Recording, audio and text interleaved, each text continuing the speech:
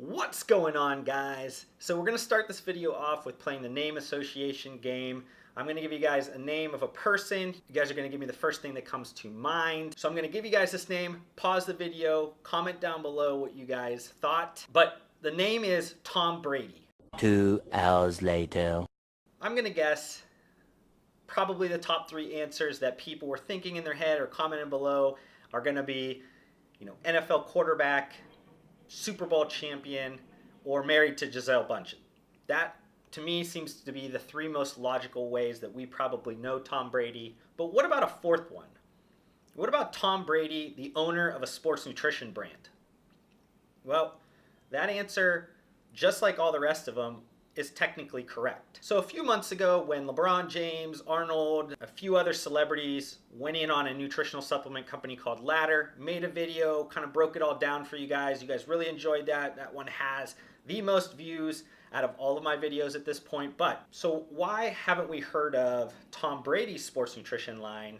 He's arguably just as popular or famous as LeBron and Arnold, but for some reason, Tom Brady's nutritional supplement line that he launched, I believe he started kind of launching products under the TB12.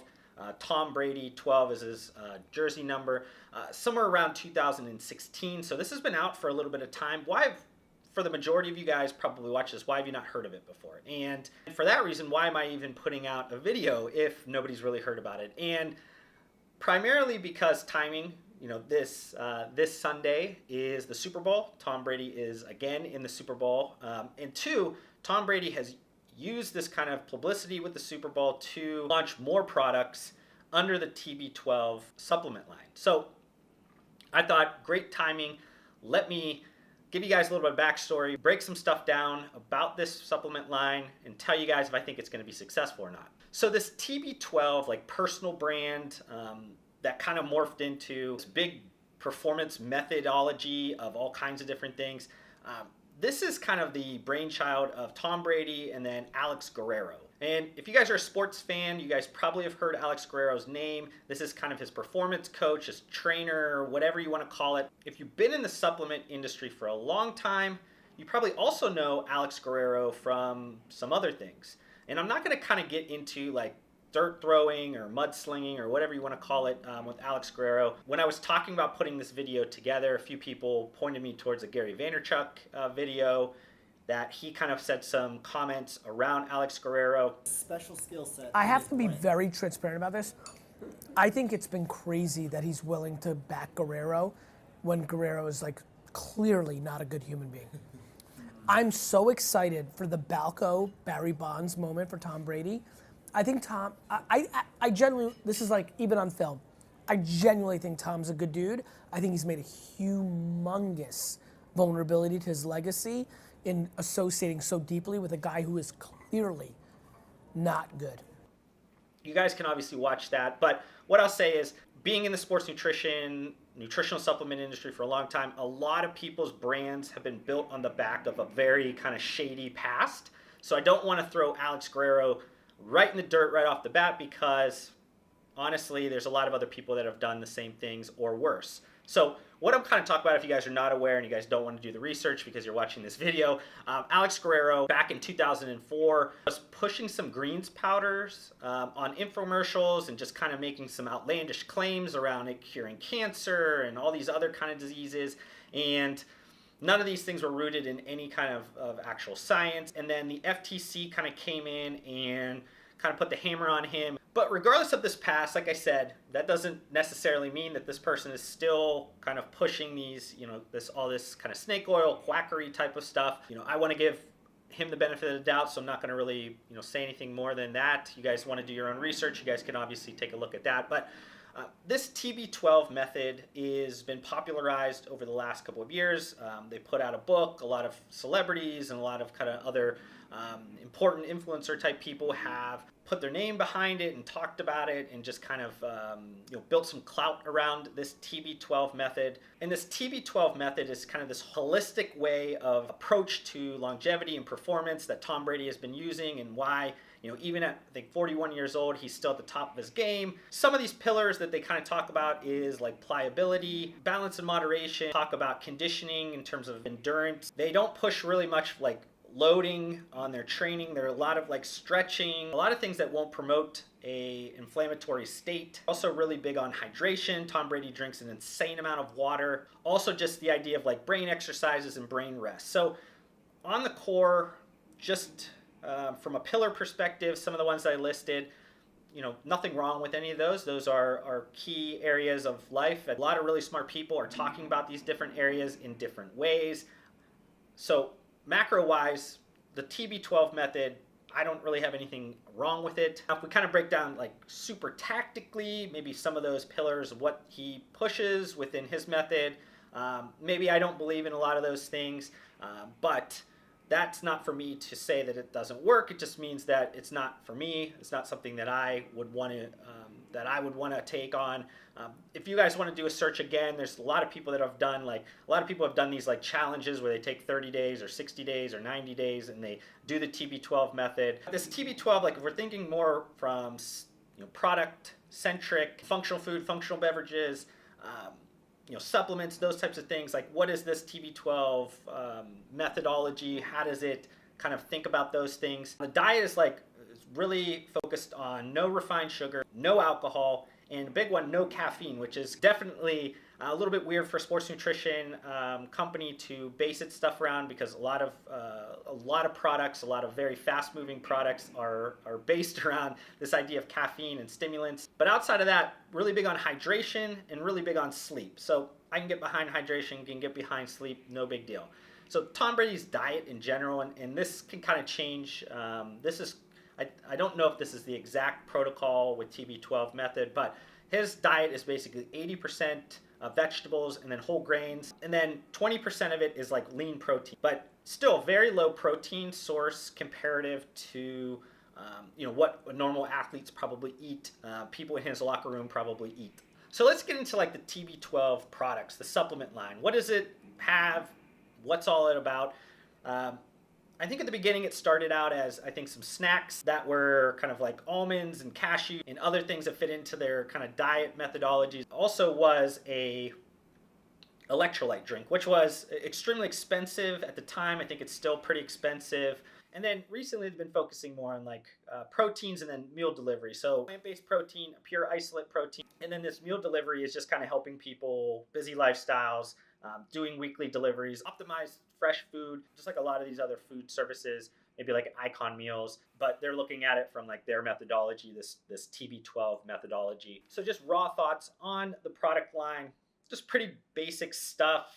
Still a lot of kind of holes to fill in terms of the product line if they are going to be thinking about expanding that out later on. Some decent core products. Protein, far and away, sells the majority of sports nutrition products. So, he obviously has a player in that market. One of the areas that's kind of interesting because if you put it against, the other kind of sports drinks, the Gatorades, the Body Armors, the Powerades, their electrolyte drink kind of fits into a much bigger category outside of sports nutrition, more of a beverage category. But hydration focused supplements have not been the best sellers. Most people, when they're picking up these types of beverages, they are kind of in a way of like a need basis. And this is for like a performance based people. A lot of people drink Gatorade just to drink Gatorade. But if you are kind of doing a sporting event or something, you usually grab it on the way, or you kind of grab it at the store right before. It's not something where you kind of plan a lot ahead and you buy like a 50 serving supplement, you mix it up in your shaker, you bring it to the fields. That's not what most people do. So I don't know if it fits necessarily into that big category. It fits in probably a much smaller category. Just for fun, let's kind of compare this to the LeBron James, the Arnold Schwarzenegger ladder supplement that I talked about earlier in the video. I think right now, like the TB12 has a more focused ecosystem than the ladder supplements. Ladder right now is still kind of trying to appeal to a bunch of people. There's still also, we're kind of doing apples to oranges here.